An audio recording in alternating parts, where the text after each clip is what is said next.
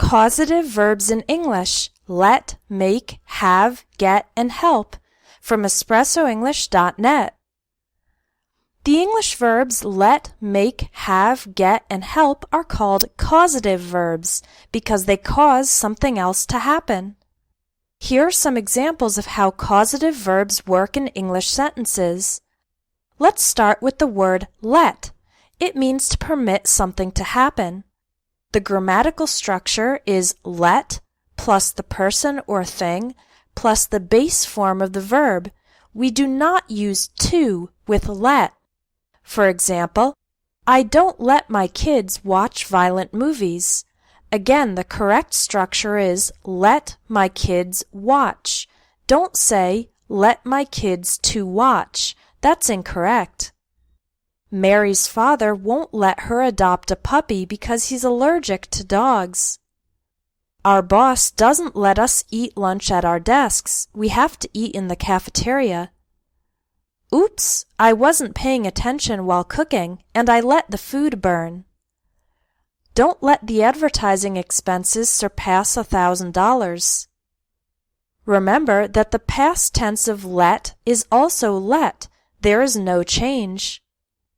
The verbs allow and permit are more formal ways to say let. However, with allow and permit, we use to plus the verb. For example, I don't allow my kids to watch violent movies. Our boss doesn't permit us to eat lunch at our desks. Now let's look at the verb make.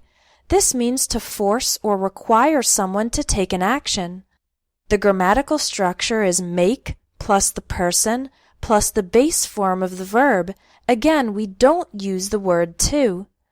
For example, after Billy broke the neighbor's window, his parents made him pay for it.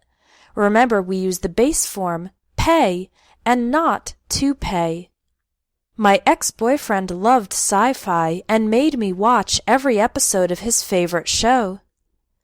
The teacher made all the students rewrite their papers because the first drafts were not acceptable.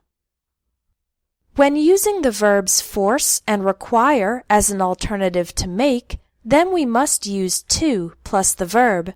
For example, the school requires the students to wear uniforms. The word require often implies that there is a rule. The hijacker forced the pilots to take the plane in a different direction. The word force often implies violence, threats, or extremely strong pressure. Our next causative verb is have. This means to give someone else the responsibility to do something, and there are two possible grammatical structures: have plus the person plus the base form of the verb, or have plus the thing plus the past participle. Here are some examples of grammatical structure number 1. I'll have my assistant call you to reschedule the appointment. The businessman had his secretary make copies of the report. And here are some examples of grammatical structure number 2. I'm going to have my hair cut tomorrow. In this structure, we don't say who cuts the hair, but the hair will be cut by somebody. We're having our house painted this weekend. Again, we don't say who does the action. We focus more on the object, the receiver of the action, our house, which will receive the action of being painted. Bob had his teeth whitened. His smile looks great. My washing machine is broken. I need to have it repaired. In informal speech, we often use get in these cases. For example, I'm going to get my hair cut tomorrow. We're getting our house painted this weekend. Bob got his teeth whitened. His smile looks great. My washing machine is broken. I need to get it repaired. We can also use the verb get to mean convince or encourage someone to do something, and the grammatical structure is get plus the person plus to plus the verb. For example, how can we get all the employees to arrive on time? In this sentence, the word get means to convince or encourage the employees to arrive on time. My husband hates housework. I can never get him to wash the dishes. I was nervous about eating sushi, but my brother got me to try it at a Japanese restaurant. The nonprofit got a professional photographer to take photos at the event for free.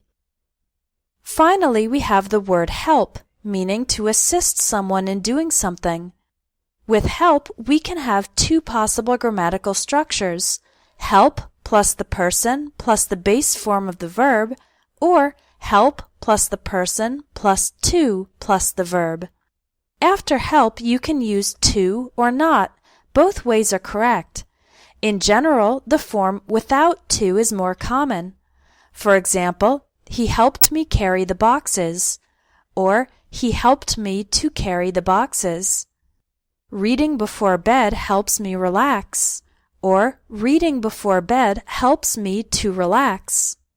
Again, both are correct, but the form without the word to is more common in everyday English. If you want to learn advanced English grammar, check out the Advanced English Grammar course at espressoenglish.net. This course has 45 lessons that will help you master the advanced details of the English language. And it also includes personal feedback on your written English.